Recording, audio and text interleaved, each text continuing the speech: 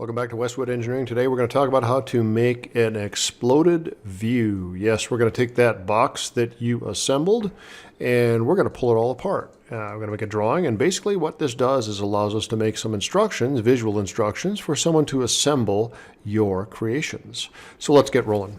First thing I want you to do is navigate into the LMS, and we're going to download this zip file where my cursor is flashing. I want you to go ahead and right click on the download arrow and select Save Link As. I want to navigate to your Westwood Engineering folder, particular hour. I'm going to use A hour for this one, and I just want to save it there. Once I've saved it, I'm now going to come on over here and navigate to my folder itself, and you'll find the zip file.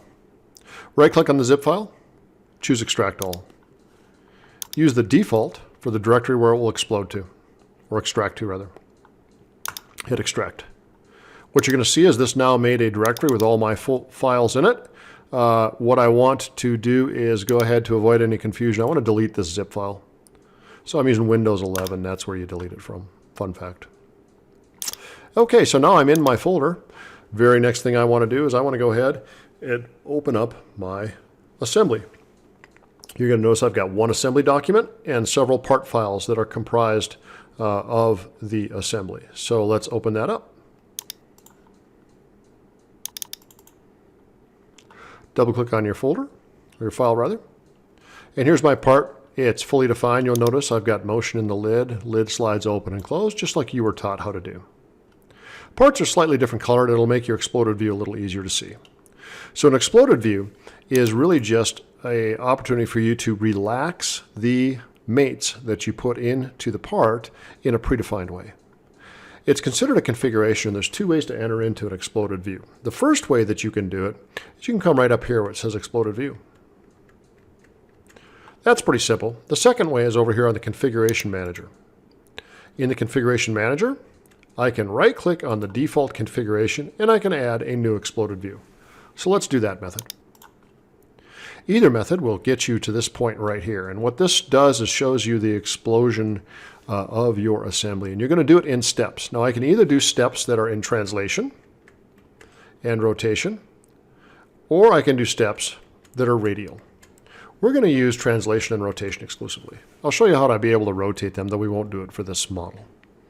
So the very first thing I want to do is I want to pick a surface to pull off. And I'm going to choose this end, and it's the short end to start with.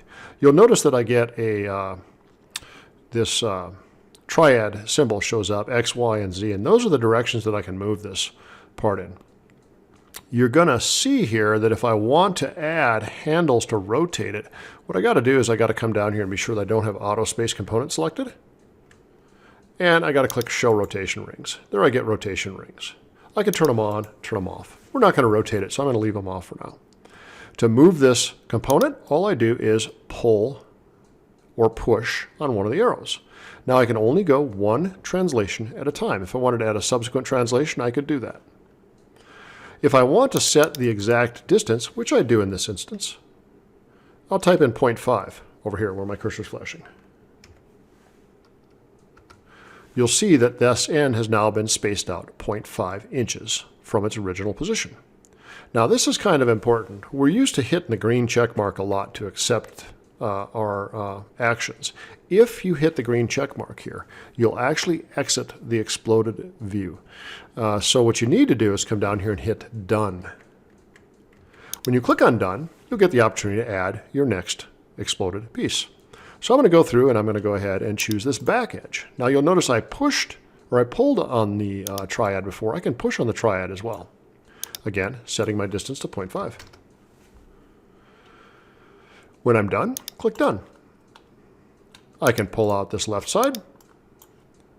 And I'm going to show you if I choose more than one thing at once and don't do this, both things move. No big deal. Just click again on the one you didn't want to move. Or you can come over here and you can clear your selections. Either one works. So there's my 0.5 step out from the right. 0.5. Oops, sorry, I just said don't do that, and I did it. Click Done. I want to go 0.5 along Z on this one. And you got to kind of plan how you're going to do this. So I'm going to go ahead and pull this top guide up 1.5. So I've got enough room to see everything that's in there. Oops, and I said 1.5 and I typed 0.5. Done. I'm going to pull my lid up 1 inch.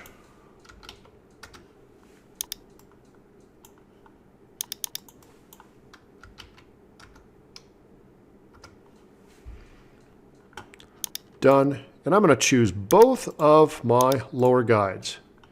And I'm going to pull those up 0.5. Pull it up a little bit, adjust it, set it exactly 0.5. So this is just a real easy way to get some exact distances on things. And I'm going to go ahead and click Done. Now the last one I'm going to do is my floor of, or the bottom of the box, and I'm going to pull that down. I'm going to make that about 1 inch so I can see where it went. And now I'm happy with my exploded view. I'm going to hit the check mark to exit it. Now you're going to notice over here in the Configuration tab, if I expand my exploded view, I can see the steps. I can double click and collapse it, explode it, collapse it, explode it. I didn't actually break my mates, so the model is still fully defined. Another cool feature I can do is I can right click and I can animate the explosion. Now this animation comes with this little control bar, and I can speed it up or slow it down. Right now I've got it looped. I can turn the looping off. I can save a little AVI file of this. Kind of a neat feature if you're doing a presentation. But not that neat. So we're going to go ahead and stop this. And close that. I'll go ahead and right click and click collapse. So I can double click, right click, I can animate it also. There's my completed assembly. Now I have changed this assembly and you can see it's not saved by the asterisk up here. I now want to go ahead and save my assembly. I can save it as the same name. I always click rebuild when it asks you that question. So now I've got an assembly and I've got 2 configurations to it. So I'm going to go ahead and make a drawing from this. So I'm going to go File, Make Drawing from Assembly. What I want to do now is you can see I've got a new exploded isometric view in here. If I did not have that exploded configuration, I would not have an isometric exploded view. So if you don't see this option, you haven't built the exploded configuration yet. But I've got it, so I'm going to go ahead and drag it in. So I'm going to drag it in and drop it in my model space. I'm not going to project anything. And we're just going to do a couple real simple things. First thing I'm going to do is I'm going to add color, because I put all that effort to put color in. I'm going to make it high quality color here too. Looks pretty good. Now a bill of materials is a table that lists all of the part names and perhaps some of the other details about the parts that go into the configuration. So let's go ahead and drop in a bill of materials. You'll find that up here under tables. It's called a bill of materials. And I have to click on the part that I want, or the configuration that I want the bill of materials to apply to, the view rather. So I click on that and just use a standard bill of material. I want parts only. We'll learn a little bit more sophistication in this later on in further projects. But for now I want this table. Hit the check mark and the table follows me in. Now you'll notice it tells me the item number, the part number, the description, and then how many of them there are in it. Pretty cool information. Now these item numbers, we want to tie those into the drawing. And the way that we do that is we add what's called a balloon. You see the balloons right up here? I've also got auto balloon. Auto balloon is not so hot. You get a lot of randomness out of auto balloons. So I'm going to tell you go ahead and choose balloon. Now balloon, you want to put a label on each unique part. If they're duplicates, you don't need 2 of the same label. So let's click on the balloon. I'll come down here first and I'm going to start and I just hover over the edge where I want to drop the leader to the balloon and I pull it out and I drop it. Now you'll see that's got the number 4 and it tells you that's the box and short. So I'm going to work my way around here and put balloons in appropriate places. Placement of these is not an art, or not a science rather, more of an art. General rule of thumbs for leaders, you don't want the leaders to cross other things if you can help it. So I'm trying to be careful of doing that. I think probably the best place to label this is going to be right out here. And I got one right here, and then I've obviously got my bottom. Now you'll notice I did not duplicate my balloons. You're also going to notice, hit escape to get out of it, that I have not dropped my balloons outside of my drawing boundaries. That's a no-no. Got to keep them inside the boundaries. Make it nice, make it neat, make them even. So neatness counts here. What you're really trying to do is you're trying to transmit that IKEA-like message about what a particular part is and where it is to make it easy. Now we could have, in our assembly, we could have put in some assembly lines, but I didn't think it was worth it for this small part. So I'm just going to tidy these up here a little bit and arrange my upper balloon here and pull that down a little bit and put it in line.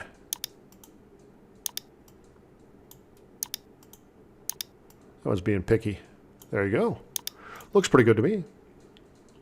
That's all there is to making this drawing, and this is called an exploded view drawing or an assembly drawing.